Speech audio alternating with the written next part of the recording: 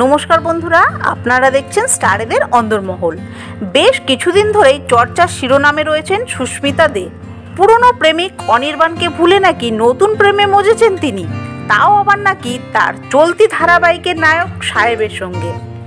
এমনটাই কানাঘুষো টেলিপাড়ায়। 2023 সালে ডিসেম্বর মাসে কথা ধারাবাহিকের হাত ধরে জুটি বাঁধেন সাহেব সুস্মিতা। শুরুতেই একে অপরকে না চিনলেও সেটে আলাপ হয় দুজনের। তারপর থেকে নাকি সেই আলাপ ক্রমশ বন্ধুত্বে পরিণত হয়ে এখন ভালোবাসা হয়েছে। অন্যদিকে পুরনো প্রেমিক অনির্বাণের সঙ্গে সুস্মিতার ছবি এখনও জলজল করছে সুস্মিতা সমাজ মাধ্যমের পাতায়। কিন্তু এই বিষয়ে অনেকেরই মত, যত না ছবি অনির্বাণের সঙ্গে রয়েছে তার থেকে বেশি রয়েছে সাহেবের সঙ্গে। অপরাজিতা অপু ধারাবাহিক দিয়ে অভিনয়ের পথ চলা শুরু করেছিলেন সুস্মিতা। তারপর থেকে করেছেন একাধিক ধারাবাহিকে কাজ, কিন্তু এতদিন পর্যন্ত কোনো নায়কের সঙ্গে নাম জড়াননি। তাহলে এবার কি হলো?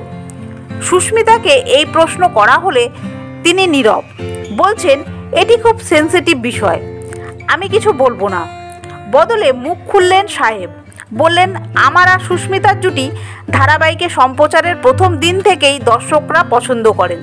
যত দিন এগিয়েছে আমাদের প্রতি ভালোবাসা বেড়েছে, আর সেই জায়গা থেকে এইসব চর্চা বা রটনা, এর থেকে বেশি কিছু নয়।